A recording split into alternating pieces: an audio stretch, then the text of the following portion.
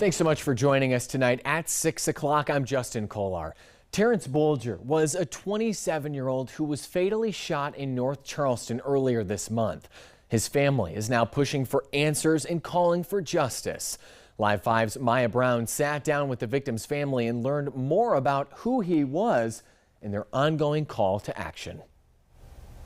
Behind me here is the parking lot where Terrance Bolger took his last breath on November 2nd. And it's a day his family says they will never forget. And now with an ongoing investigation and still no answer as to who pulled the trigger, the family is now calling for justice. Blue and white flowers can be found off Rivers Avenue to represent Terrance Bolger's favorite colors. But behind the petals is a mother's pain burying her son. When I got the call, it just seemed like my whole heart just left my body. That was my baby. It's a moment she continues to replay in her head.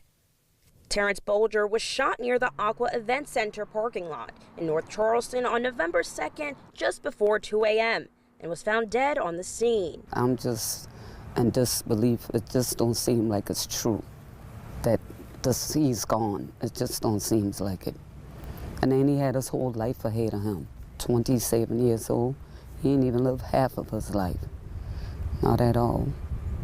And the family says it was a life full of cherished moments they'll remember forever. The people closest to Bolger described him as an outgoing person who at the same time kept a close circle of friends. He was a brother and a father to 2 children he now leaves behind. I really miss my brother. And as kids, they ask about him every day. They call, they're heartbroken. We go sit to the graveyard every day with no answers. We have no answers. We have a lot of questions, but no answers. The North Charleston Police Department says they are still investigating the incident and no arrests have been made. In the meantime, the Bolger family anxiously waits by the phone for an update on who murdered Terrance. If the shoe was on the other foot and my son did something like that to somebody, and me as a parent, the parent that I am, and I know I raised my children, I would have talked to my child and tell him, that wasn't right what you did. You need to go and turn yourself in. And to this person who did this to Terrance, they need to turn themselves in. They really do.